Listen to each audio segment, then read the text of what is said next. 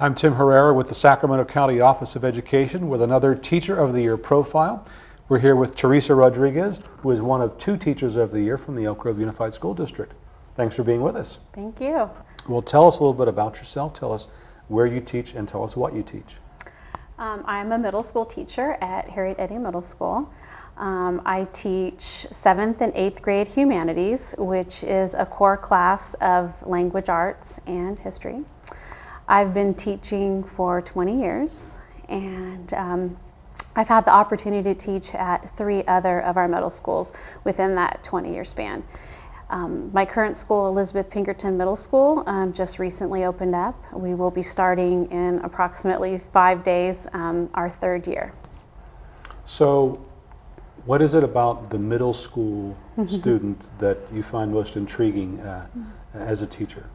Well, one of my stories is that when I got my first job in the district, I was not interested whatsoever about being a middle school teacher, but that's all there was. And so I said to myself, I'm going to do my year and move on to greater things. And I spent a year in middle school and absolutely fell in love with those kids. They're full of energy and enthusiasm.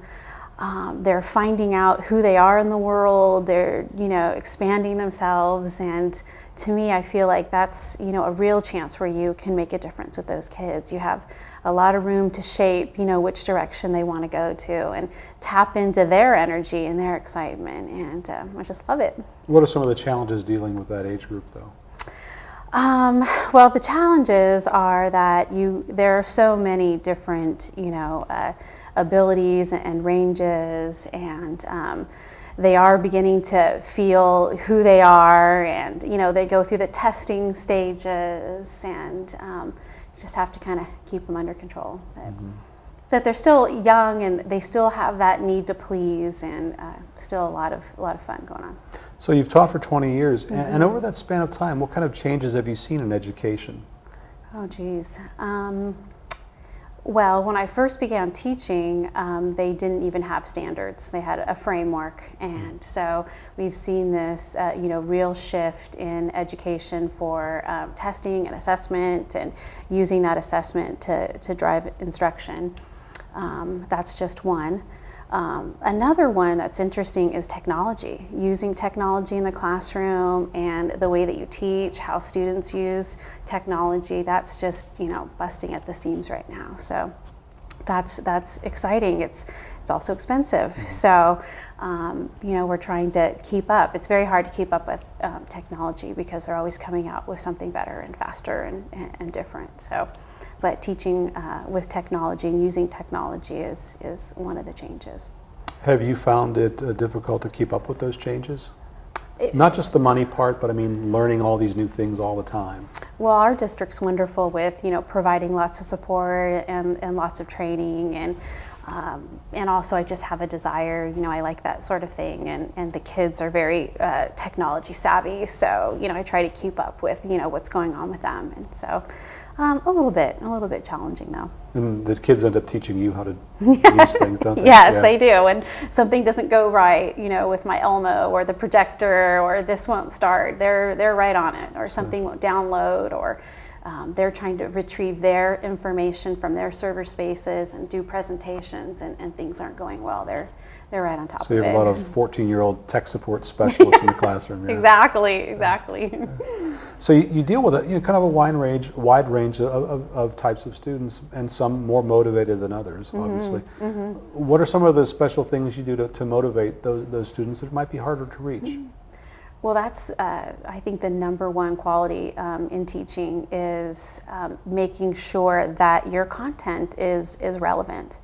And so when I walk into the classroom and I teach a lesson, with every lesson I'm always thinking to myself, what is that hook? What is that element of my lesson that's going to, sink into them? How is it going to be relevant? So whether it's a story that we read or a history chapter or something like that, I'm always figuring out, how am I going to make this relevant to the 13-year-old sitting in front of me? Something that happened, 200 years ago? What is it that I'm going to do? So it's making curriculum relevant is so important. And it's all about relationships too. Absolutely. You're not going to get very far with your curriculum if you haven't built that relationship. And it's hard to build relevance if you don't know your students, if you don't understand the population of kids and their culture and where they come from and what's meaningful and what makes them happy, what tugs on their heart. You really have to know the kids in front of you. So building relationships is, the day they walk into the door, hi, how are you? Let's go, and let's get to know each other. And you have them for less than an hour a day, once a day. It's not like you have them all day, like an elementary teacher who can have more time to kind of foster a relationship. So you really have to kind of speed things up. Correct. That is correct. To have them for about 90 minutes a day. And I'm also fortunate to teach at a school where we loop, which means that I get them at 7th grade. So in 1 week, I'll get my fresh batch of 7th graders coming in, and I will stay with them all the way through the 8th grade, those same group of students. And that's a pretty powerful thing, having them for 2 years and developing that relationship. And the beauty of it, which I had never done it before, which I saw was walking in to my 8th grade class day one, those same faces staring at me and saying, okay, let's go, let's rock. We are moving. You know me, you know the rules, you know the gig, you know the procedures. Let's dive into this and let's get going. So looping seems to be more common in schools now. I have some schools are looping. I think there's a lot of challenges as far as scheduling that goes along with it that maybe prohibits some schools, but I agree. I think looping is a trend, and I think there are so many benefits to it, at least at the middle school level. I haven't heard of much looping at the high school level, but I think there are so many benefits in the middle school. Well, definitely like 4, 5, 6 grades. There's a lot of looping there, so it really gives you the opportunity to connect. And you talked about connection with the students. What about the families? How crucial is it to have that good relationship with the parent or extended family? Very, very important. Another strategy that we have at our school is small learning communities, which are teams in itself, where a team of students, let's say 150 students, share the same 6 teachers throughout the day.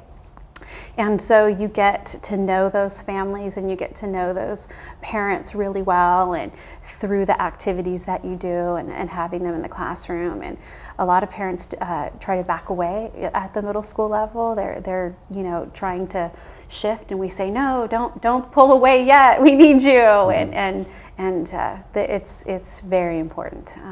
The communication, how to improve, how to make changes, just those pat on the backs. It's very important to have parents on your side. So how did you find out that you were selected as a teacher of the year? How was I notified? How were you notified? Well, it was a wonderful day because the class that I actually was interviewed or observed, I was observed, that same first period class on the day of the teacher.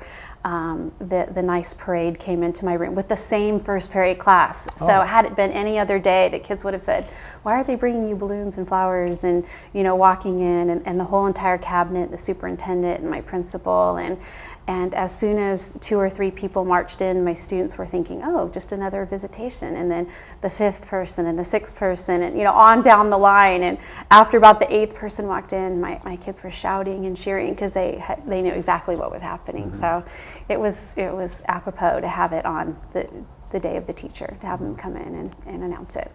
Well, congratulations on that. Now, what would you say to someone who's considering teaching? As an advice, what I would give them? I would say to a new teacher, never teach in isolation. Find a mentor. Hopefully there's some sort of team set up, whether it's a department or a grade level team. Never teach in isolation. Have a great support group. And I would say build routines right away from the minute you walk in the door. Kids gravitate to, having built-in routines within their day. It makes them feel comfortable, it eases them. And teachers like routines too, actually. We don't like it when you take us out of our routines. And my last bit of advice, which I think is the easiest, is, come in with enthusiasm and zeal. And I think most teachers do. They come in with, I'm going to change the world, and I'm going to do some great things, and they have that going for them. So that just permeates, throughout the classroom, your energy and the love for what you do. So, well, congratulations on the honor you've earned. well, thank you. We've been speaking with Theresa Rodriguez, who is one of 2 Teachers of the Year for the Elk Grove Unified School District. Thanks for joining us. Well, thank you.